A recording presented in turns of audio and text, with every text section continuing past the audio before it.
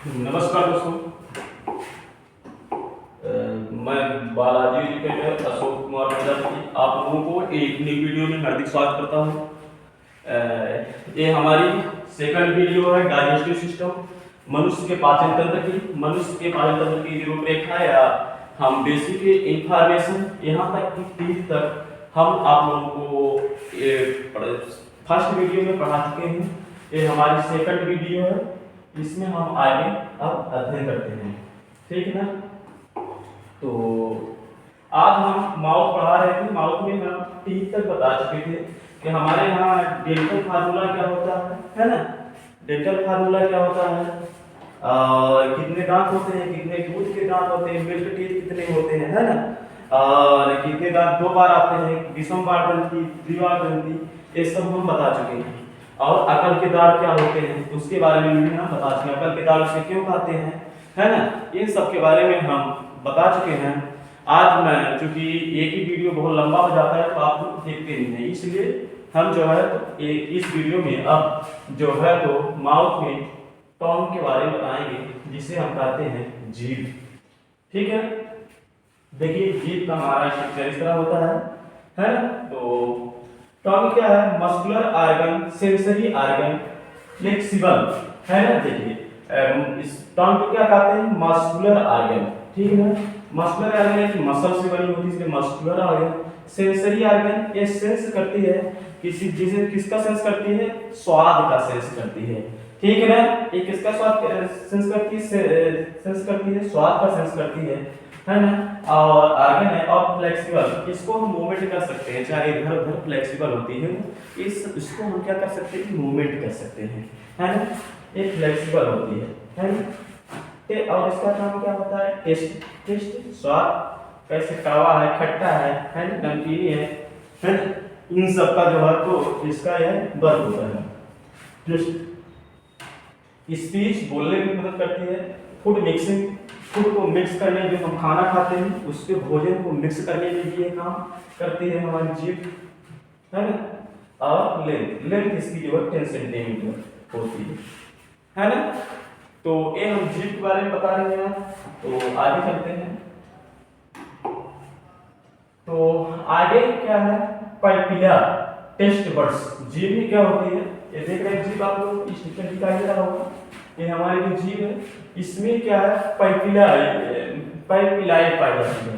पाइपिलाई क्या है, taste buds को करती है ना। टेस्ट बड बनती है।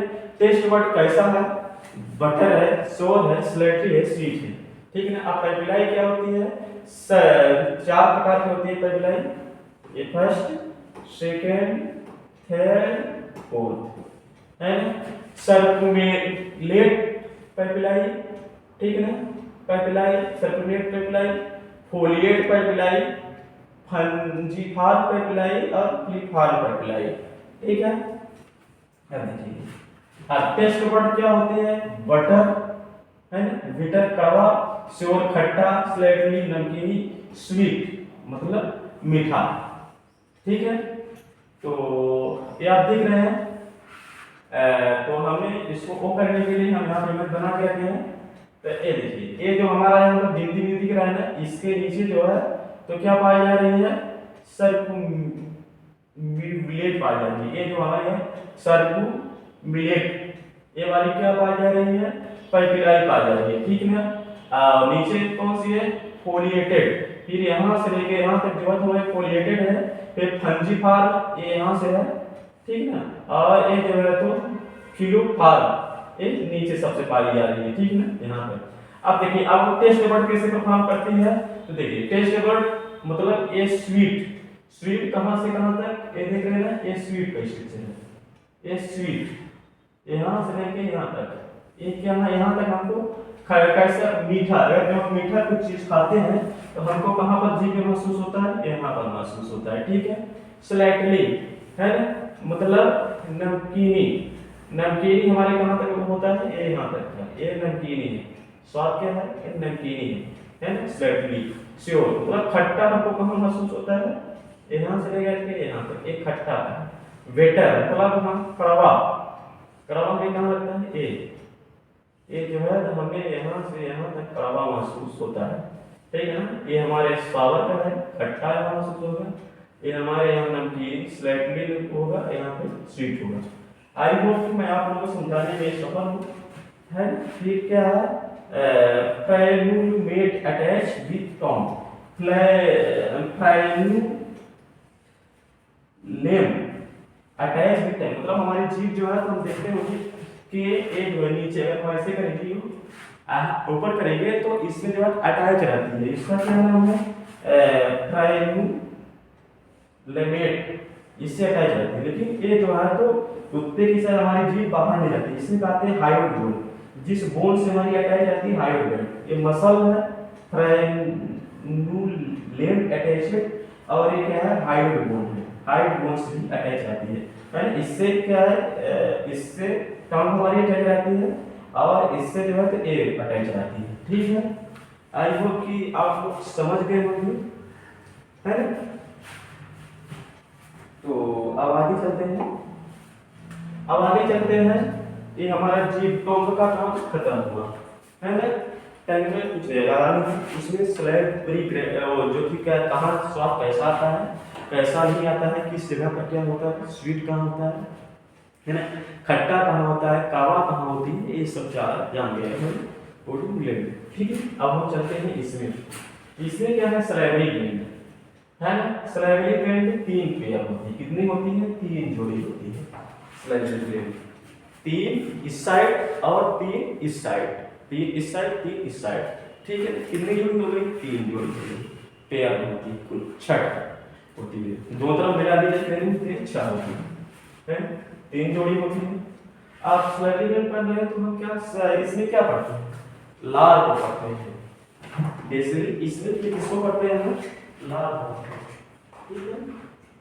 तो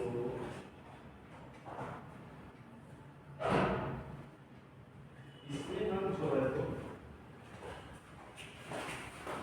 बेसिक थोड़ा पानी पी लेते हैं।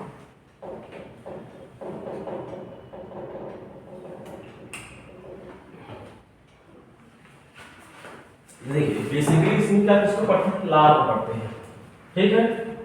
तो सलाइवा लार, इसका पीएच मान कितना होता है, 6.8, मतलब एक हल्का अम्लीय होता है। वैल्यूम अगर देखा जाए कितना पाया जाता है, 1 से लेकर 1.5 लीटर पर डे, ये जो है हमारे मुंह में लार बनता है, सलाइवा बनता है ना। अब देखिए सलाइवा के बारे में बता दिए। अब सलाइवरी ग्लैंड क्या होती है ना, सलाइवरी ग्लैंड प्रियोटिड ग्लैंड्स, है ना। प्रियोटिड ग्लैंड 20% होती है, ठीक है ना। सलाइवा इसमें 20% सलाइवा होती है। फिर सब मेंटिकुलेटेड ग्लैंड 70% इसमें सलाइवा होता है।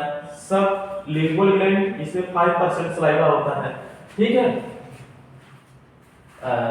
ये 25% सिक्रीट करती है, 25% ये 70% होती है, ये 5% होती है सलाइवा सिक्रीट करती है। ये प्रियोटिड ग्लैंड कहाँ होती है, नियर टू ईयर, मतलब कान के पास में होती है। स्टेनिस डक्ट किससे जुड़ी होती है, स्टेनिस डक्ट से जुड़ी होती है। ये कहाँ प्रेजेंट होती है, प्रेजेंट इन जा, यानी जबड़े में प्रेजेंट होती है ना। इसमें सलाइवा 70% होता है ना। वेंड्रल्स डक्ट से जुड़ी होती है, वेंड्रल्स डक्ट से, है ना। इसमें जो है तो रेविनस डक्ट से जुड़ी होती है, ये बिलो जीभ के नीचे होती है ना। तो प्रियोटिड ग्लैंड कहाँ पर दिखाई दे रही है हमारी, ये हमारी यहाँ पे कहाँ दिखाई दे रही है, प्रियोटिड ग्लैंड दिख रही है आप लोगों को, ठीक है ना। इमेज आप लोगों को समझ में आ रहा होगा, प्रियोटिड ग्लैंड है ना। ये जो है तो दिख रहा है क्या, सब लिंगुअल ग्लैंड, सब लिंगुअल ग्लैंड आप लोगों को यहाँ दिखाई दे रही होगी, है ना। ये जबड़े में प्रेजेंट होती है, ठीक है। जबड़े जो हमारी होती है, दो ऊपर नीचे जबड़े, और ये सब मेंटिकुलर ग्लैंड, सब मेंटिकुलर ग्लैंड कहाँ होती है, यहाँ टंग, जीभ के नीचे, है ना। तो आई होप कि मैं समझाने में आप लोगों को सफल हूँ। कंपोजिशन ऑफ सलाइवा, अब कंपोजिशन ऑफ सलाइवा क्या है, 99% इसमें क्या होता है, पानी होता है, वाटर होता है, 1% सॉलिड होता है, ठीक है। इसमें 1% सॉलिड होता है, ठीक है ना। और इसमें जो है तो 1% में ऑर्गेनिक सब्सटेंस होते हैं, कुछ अनऑर्गेनिक सब्सटेंस, कुछ इनऑर्गेनिक सब्सटेंस होते हैं। या कहीं किसी किताब में 99.5% वाटर होता है, 1% सॉलिड होता है, इसमें 0.5% ही होता है, ठीक है ना। अब ऑर्गेनिक सब्सटेंस क्या होता है इसके बारे में हम आपको अलग से वीडियो बनाएंगे, बताएंगे, ठीक है। तो हम आगे चलते हैं, ठीक है, आगे चलते हैं। आगे होता है ओसोफेगस, ठीक है। ओसोफेगस क्या है, जो हम ओसोफेगस क्या है, डाइजेशन प्लस अनडाइजेशन बोल्स। अब जो डाइजेशन होता है, ठीक है, जो डाइजेशन और अनडाइजेशन बोल्स है ना, मतलब जो डाइजेशन और अनडाइजेशन, जो पचा हुआ है अनडाइजेशन, दोनों को मिला करके क्या होता है, इसको हम क्या कहते हैं, बोल्स कहते हैं, ठीक है ना। तो ईसोफेगस में इसमें कोई नो एंजाइम, इसमें कोई एंजाइम प्रेजेंट नहीं होते, ठीक है ना। मुख में, माउथ में क्या था, उसमें कुछ एंजाइम सलाइवरी ग्लैंड भी प्रेजेंट थे, तो कुछ भोजन का थोड़ा बहुत पाचन जो है मिक्सिंग हो रहा, इसमें ओसोफेगस में कुछ नहीं होता। ओसोफेगस दिख रहा है आप लोगों को सीधे, ये हमारी ओसोफेगस, ठीक, देखिए इस स्टमक से जुड़ी हुई होती है, ठीक है। फिर इसके बाद स्मॉल इंटेस्टाइन होता है, लार्ज इंटेस्टाइन होता है। इसकी जो लंबाई लेंथ है 25 सेंटीमीटर होती है ओसोफेगस की, ठीक है। ये इसोफेगस क्या है, आप लोग देख रहे हैं ओसोफेगस, ये देखिए ट्रेकिया, ट्रेकिया इसको क्या कहते हैं, विंड पाइप भी कहते हैं, इससे हम हवा भी ऑक्सीजन जो है तो इसी से हम एयर जो है तो अंदर लेते हैं। यहाँ पे होता है एपिग्लॉटिस प्रेजेंट होता है, ठीक है ना। एपिग्लॉटिस क्या होता है, एपिग्लॉटिस ऐसे ढक्कन होता है, जैसे मान लीजिए हम कभी देखते हैं सांस ले, कभी कभी अगर हम खाना खाते समय हंस देते हैं तो हमारे नाक से चावल जो है तो बाहर आ जाते हैं, तो यही एपिग्लॉटिस जो है तो कभी कभी हो जाता है। तो जब हम पानी पीते हैं तो हमारी जो सांस की नली है तो एपिग्लॉटिस क्या होती है, ऐसे लटकती रहती है तो बंद हो जाती है, ठीक है। ये हमारी फायरिंग ग्रेशन जिसे कहते हैं, ट्रेकिया हुआ, विंड पाइप, ये इसोफेगस, ये दिखाई दे रहा है, ये हमारा स्टमक है ना। इसमें नो एंजाइम, इसमें एंजाइम नहीं पाया जाता, इसलिए यहाँ पर कोई पाचन नहीं होता। इसमें क्या होता है, पेरिस्टेलेसिस, मतलब क्रमान कुंचन गति होती है। क्रमान कुंचन गति हम लोग बता चुके हैं फर्स्ट टाइम वीडियो में, है ना। मतलब क्या करती है, क्रमान कुंचन ऐसे ऐसे मूवमेंट करती है ताकि मतलब भोजन जो है सरक जाए नीचे, है ना, स्टमक में पहुंच जाए।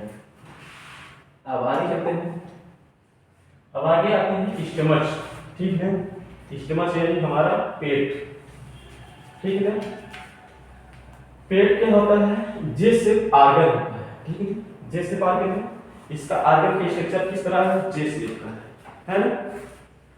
इस आर्गन का स्ट्रक्चर हमारा जे की तरह है ना, जैसे अंग्रेजी का अक्षर जे होता है उस तरह का। ये आप लोगों को दिख रहा है, ये हमारा जे जैसे कुछ ऐसे स्ट्रक्चर दिखाई दे रहा है, ठीक है, दिख रहा है ना, ठीक है। डाइजेस्टिव अब जैसे तो होता है, फिर डाइजेस्टिव स्टार्ट विद 1 से 2 घंटे, मतलब डाइजेस्टिव सिस्टम में जो हमारा पेट होता है, स्टमक जिसे कहते हैं, इसमें 1 से लेकर 2 घंटे तक भोजन क्या है कि रहता है, ठहरता है।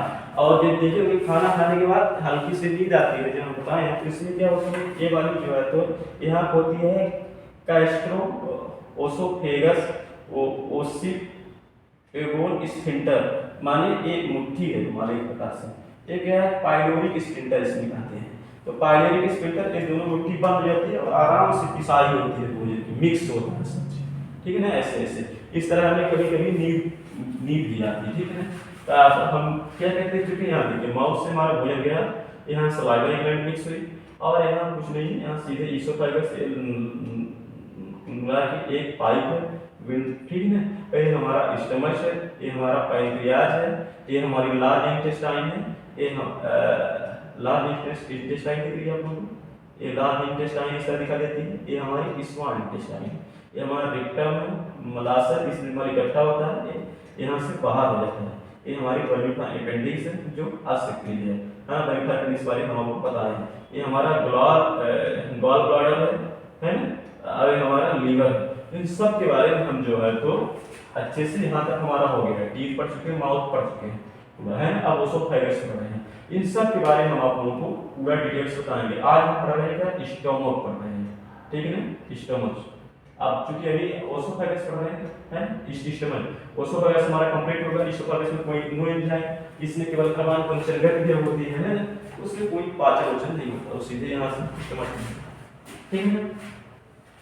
तो देखिए ये हमारा क्या है, बॉडी स्टोमक हमारा इस तरह स्ट्रक्चर है, आप लोगों को समझ में आ रहा होगा। तो देखिए ये हमारा स्टोमक है, इस स्ट्रक्चर जो है तो सबसे बड़ा क्या होता है, लार्ज पार्ट क्या होता है, बॉडी होता है, फिर फंडस, फिर इसके बाद ये ऊपर क्या होता है, फंडस, ठीक है ना। यहाँ पर क्या होता है, ये कार्डियम, तीसरे से क्या कहते हैं, गैस्ट्रो ओसोफेगस एक्लूड स्फिंक्टर, यहाँ पे जो प्रेजेंट होता है, यहाँ पर उत्पन्न हो जाती है। एक पाइलोरस, पाइलोरिक स्फिंक्टर यहाँ पर भी कहते हैं। ये क्या है, एंट्रम, ठीक है ना, ये एंट्रम। एक बोल्स, अभी जो बोल्स होता है, क्योंकि वहाँ पर क्या होता है, जो अनपचा भोजन वहाँ से आता है ना, बोल्स क्या है, जो पचा हुआ भोजन तो सीधे मुख से जो है तो ओसोफेगस में कुछ पाचन होता है, वहाँ से सीधे कहाँ चला जाता है, आमाशय में, हमारे स्टमक में, उसका जो है तो यहाँ पर पाचन कैसे होता है। अभी देखिए यहाँ से क्या बोलते हैं, बॉडी का रेंज ऑफ म्यूकोसा, ये हमारे म्यूकोसा का रेंज है, इतने से लेकर के यहाँ तक, ठीक है, म्यूकोसा का रेंज है। ये सिरोसा है, इसको क्या कहते हैं, सिरोसा कहते हैं। इसे क्या बोलते हैं, कार्डिया देख लीजिए, इसोफेगस, तो इसोफेगस वो है ना। एक पाइलोरिक स्फिंक्टर है, यही क्या करती है, पाइलोरिक स्फिंक्टर से क्या होता है कि यहाँ पर मुट्ठी है, यही बंद होती है, जो हमारे भोजन को ऐसे मिक्सिंग होती है। पाइलोरिक कैनाल है, पाइलोरिक कैनाल है छोटी सी, मतलब वो यहाँ से तक का नली, इसे बोलते हैं। पाइलोरिक एंट्रम है ना। एक फंडक डोमेन शेप का होता है, डोमेन शेप का, एक फंडक क्या है, किस शेप का होता है, डोमेन शेप का होता है। आगे चलते हैं, अब आगे चलते हैं, स्टिमस के बारे में बताते हैं आप लोगों को, है ना। स्टिमस देख रहे हैं, इंटरनल स्टिमस फंड के बारे में बता दिया, फंडस के बारे में बताया, कार्डिया के बारे में बता चुके, इसोफेगस के बारे में बता दिया, पाइलोरिक इसके बारे में मैं बता चुका हूँ। तो इसमें जो है तो गैस्ट्रिक जूस है ना, गैस्ट्रिक जूस क्या होती है, गैस्ट्रिक ग्लैंड से सिक्रीशन होती है। गैस्ट्रिक ग्लैंड क्या बनाती है, गैस्ट्रिक जूस बनाती है। तो गैस्ट्रिक जूस में क्या क्या होता है, वाटर हो गया, एसियल एसिड, म्यूकस, पेप्सिन, रेनिन। ये पेप्सिन रेनिन क्या है, एंजाइम है ना। एसियल हमारा हाइड्रोक्लोरिक एसिड, वाटर पानी है ना। अब म्यूकस क्या होता है, म्यूकस एक चिकना पदार्थ होता है, चिकना म्यूकस, एक छींचन, शुद्ध अगर जुकाम हुई हुई तो इससे छींचन होता है ना, मतलब जब होता है उसी प्रकार चिकना पदार्थ होता है, उससे म्यूकस है, ठीक है, जिससे सरकता है। फिर गैस्ट्रिक ग्लैंड क्या होती है, तीन प्रकार की होती है। अर्जिनेटिक सेल, अर्जिनेटिक सेल कहते हैं, अथवा पेरिएटेड सेल, अर्जिनेटिक सेल अथवा पेरिएटेड सेल। फिर चीफ सेल अथवा पेप्टिक सेल। फिर थर्ड वाला क्या है, गोबलेट सेल कहते हैं, ठीक है ना। अब इसका काम क्या होता है, एसीएल है ना, एसीएल एसिड क्या कर दिया, पेप्सिन और प्रोरेनिन को एक्टिवेट कर दिया, ठीक है ना। अब इसका और काम क्या होता है, किल माइक्रो ऑर्गेनिज्म, एक्टिव एंजाइम है ना, इनएक्टिव इंसलेबरी एमाइलेज, जो हमारी एमाइलेज होता है वहां से पाचन होके आता है एमाइलेज, तो उसका क्या करता है, इनएक्टिव करता है ना। हाईली एसिड होता है ये सब, है ना। तो आगे चलते हैं, आगे चलते हैं इंट्रैक्शन फैक्टर। आगे इंट्रैक्शन फैक्टर है ना, इंट्रेंसिक फैक्टर है ना, ये इंट्रेंसिक क्या लिखा था यहाँ पर ICFS, इंट्रेंसिक फैक्टर इसका पूरा नाम होता है इंट्रेंसिक फैक्टर। ठीक है, इंट्रेंसिक फैक्टर का काम क्या होता था, विटामिन B12 और आयरन इसमें अगर कमी जाती थी तो इसे इंथ्रोपोइसिस कहा जाता था, है ना। ये विटामिन B12 और आयरन को क्या करता था, इसमें कमी को दिखाता था। अब देखिए ये हमारा RBC है, अगर इमैच्योर इसलिए हमको क्या दिखाई दे रहा है, न्यूक्लियस दिखाई दे रहा है। ये मैच्योर RBC है, इसमें न्यूक्लियस नहीं होता है, हम पढ़ चुके हैं ब्लड वाले चैप्टर में, है ना। तो इससे क्या होता है, जैसे इमैच्योर RBC पेरिनिसियस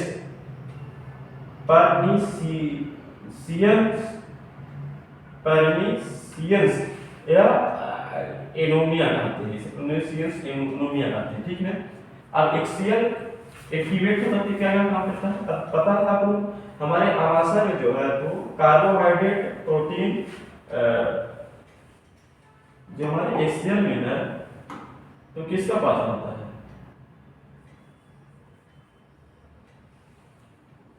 ठीक है, CPL।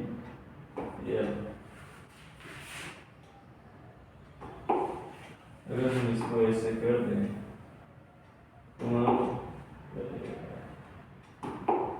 सीधा संबंध है CPL, मतलब कार्बोहाइड्रेट प्रोटीन और लिपिड। तो इनमें से हमारा जो है तो हमारे स्टमक में केवल क्या किसका प्रोटीन का, वो भी अच्छे से नहीं होता है ना, तो प्रोटीन का पाचन होता है। ठीक है, तो हम देखते हैं कैसे क्या पाचन होता है। देखिए अब एक पेप्सिनोजन एंजाइम क्या होता है, पेप्सिन में कन्वर्ट होता है, प्रोरेनिन रेनिन में कन्वर्ट होता है, प्रोरेनिन पेप्सिन के पेस्टा में पेप्टोन और प्रोटेशियन टेसियस में होता है। ठीक है, अब मिल्क प्रोटीन क्या होता है, कैसीन रेनिन के उपस्थिति में क्या होता है, पैराकेसिन प्लस कैल्शियम हो जाता है। ठीक है, अब एक क्रिया एक्टिवेट होता है पैराकेसिन प्लस कैल्शियम जो है तो पेप्टोन प्लस प्रोटीएज में हो जाता है। ठीक, आयरन और किसका पाचन होता है, आयरन है ना, आयरन जो फेरिक होता है एसिड के उपस्थिति में फेरस में जो है कन्वर्ट हो जाता है ना। अब हम आगे चलते हैं, digestive enzyme of gastric juice. ठीक है ना, आप मोटा मोटी क्या पढ़ चुके हैं, यहाँ पर क्या है, एंजाइम एक्टिवेटर है ना, सबस्ट्रेट एंड प्रोड्यूस। ठीक है ना, तो एंजाइम क्या है, पेप्सिन।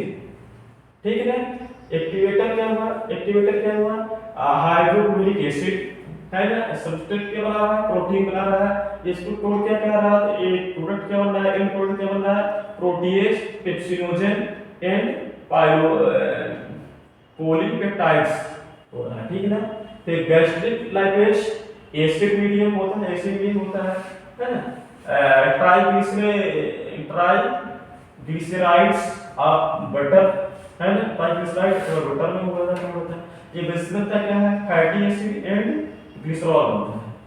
ठीक है ना, तो अब एक गैस्ट्रिक एसिड है ना, गैस्ट्रिक एमाइलेज इसका मीडियम क्या होता है, एसिड मीडियम होता है, इससे क्या होता है, स्टार्च होता है, डेक्स्ट्रीन एंड माल्टोज इससे होता है।